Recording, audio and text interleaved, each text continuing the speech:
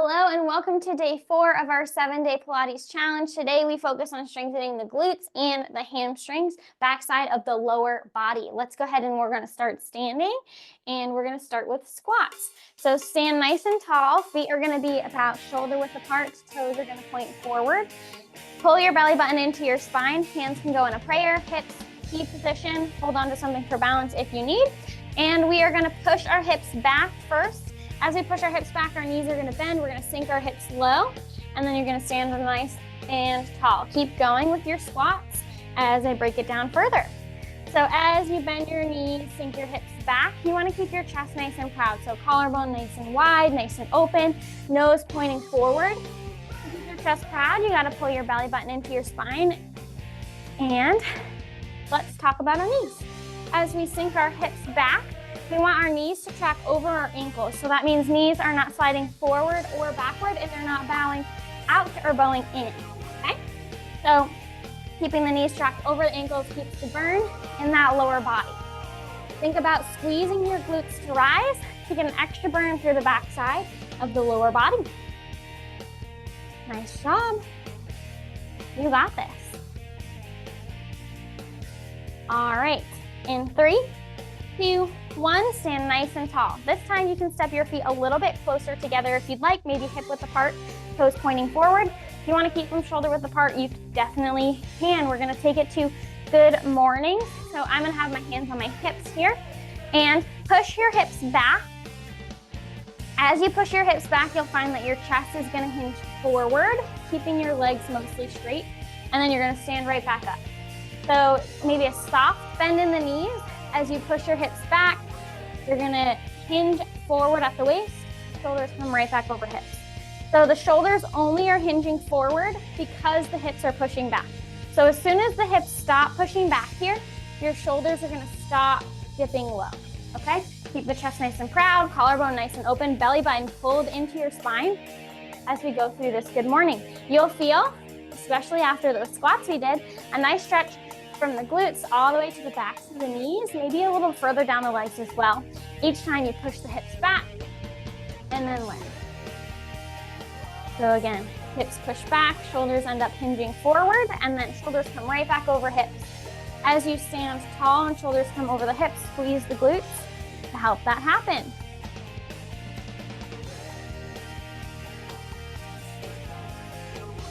Nice job. In 3, 2, 1, we're going to go ahead and come down to the ground. I'm going to lay left side of my body down, right side of my body towards the ceiling. So left side of the body goes down, left hip on the ground, right hip points towards the ceiling. I'm going to have my left elbow underneath my left shoulder, so my forearm is flat, palm faces down on the ground. Right hand can plant in front of the chest, palm faces down. Legs are nice and straight. Then lift your legs, keeping them glued together, right stacked over left, and just bring them a couple inches forward so that your legs are no longer in a straight line from your shoulders to your hips. They're just a little bit ahead, okay? From here, we're gonna activate our side glutes. So flex both your feet, really push down through your right palm, and lift your right leg up to hip height. From here, you're gonna lift your right leg towards the ceiling and then lower it back down towards hip height. You'll feel the activation of your side glutes right outside your hip immediately. You do not have to lift the leg super high. A couple inches is perfectly fine. Nice lifts and lowers. These are called hip abduction.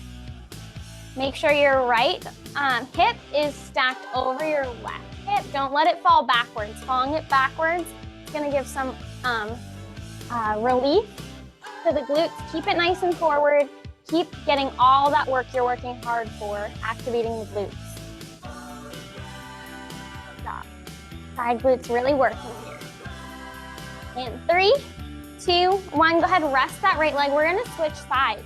So now we're going to go right side down towards the ground, left side towards the ceiling, okay? You're in your straight line, right elbows underneath right shoulder with the right forearm flat, palm faces towards the ground. Left palm is gonna push down into the ground in front of the chest, and take your legs and you're gonna just bring them a couple inches ahead so that they're no longer in a straight line with your shoulders to your hips. Flex your feet. Left leg is going to raise to hip height, hovering over the right leg. Keep that left hip stacked over the right. We take it to our leg lifts. Left leg lifts towards the ceiling and then lowers back down to hip height. You'll feel the engagement through the side glutes immediately. Side glutes, you'll feel it outside or behind the hip here. Keeping the legs as straight as you can, keeping the collarbone and chest proud. Side glutes working here. Taking nice deep breaths as you go through. You got it.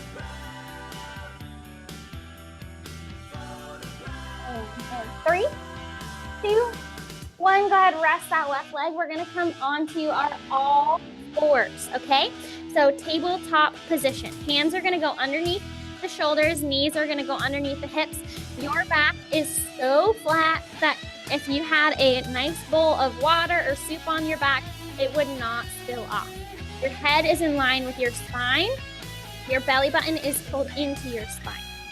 Now, take your right heel and push, keeping the bend in your right knee, push your right heel back towards the ceiling and then bring the knee right back underneath the hip.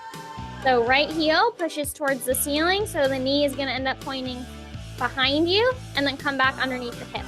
Now with this range of motion here, it does not have to be big. So if your heel doesn't point directly towards the ceiling and your knee doesn't go all the way back behind you, that's perfectly fine. The most important piece here is that our back stays flat, okay? So if our back is flat and our belly button is pulled in, it's only that right leg that is lifting and lowering, okay? When the back moves, when we do this movement, the work goes into the low back and out of the glute. We want to keep it into the glute, which is why we need to keep a flat back. Damping our heel back and up, and then lowering the knee right back underneath the hip. So this is the middle or the center of our glutes here. We did the sides, doing the center. And 3, 2, 1, bring that knee right back underneath the hip. We're gonna switch sides, so keep your tabletop position. Now your left knee is gonna reach back behind you, keeping the bend in your knee. Left heel stance towards the ceiling, and then left knee comes right back underneath the left hip. Back stays so flat, so the work stays in the glutes and doesn't travel to the lower back. Keep your head in line with your spine, don't let it sink. Lots going on here. You want to keep your entire body still aside from that left leg. Just moving through the hip joint here. Everything else stays still. You got this. Glutes, these are donkey kicks here. Firing up the glutes. Burn it out. And 3, 2, 1. Beautifully done. Okay, we're gonna give our wrists and our knees a break, and we're gonna come to the front side of our body. Okay, so belly button down.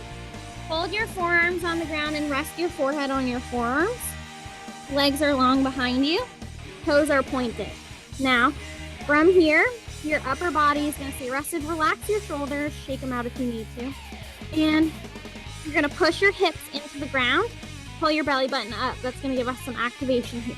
Keep your legs as straight as you can and lift the legs just an inch or two off the ground. So hips stay down, legs are straight, lifting a few inches. Then lower them, okay? That's what we're gonna look for. We're gonna lift right leg and then left leg. So right leg lifts a few inches, lowers, left leg lifts a few inches, lowers.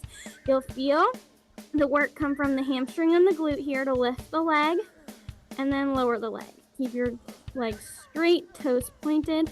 Alternate right leg lifts, lowers, left leg lifts, lowers. Nice job. Feel the burn through the hamstrings and glutes here. That's what we're targeting. Hurts so good. You got this. Just a few inches makes all the difference here if you lift and lower. Nice job. All right, in 3, 2, 1, go ahead and rest your legs relax your toes a little bit, maybe do a little wiggle if you need to. We're gonna go into our last exercise of the day, which is heel beats. So you're gonna stay in this position. All I want you to do is turn your toes to point them slightly outward, depending on your hip mobility, knee mobility, just whatever works for you, just slightly outward, okay? That's gonna draw the heels towards each other. That's what we're looking for. Again, push the hips down, pull the belly button up, and then you're gonna lift both legs at the same time up to a few inches, right? And then squeeze your heels towards each other and release. Squeeze your heels towards each other, release. This is heel beats. Your heels do not have to touch, just squeezing them in towards each other. You're getting the inner corner of your glutes here. Last piece of the glutes to be activated. Your hamstrings are helping the legs lift and stay hovered off the ground as your heels squeeze and release. Now squeeze and release. You're moving at your pace, keeping those legs just a few inches off the ground, burning out through the backside of the body. All right, and we're gonna finish it out here in 3, 2, 1. Beautiful job. Go ahead and put your hands under your shoulders. Slowly push yourself up onto your knees. Come back up to a seated or standing position. Thank you so much for joining us for this 4th day of the 7-day Pilates challenge. We look forward to having you join us for the more days to come.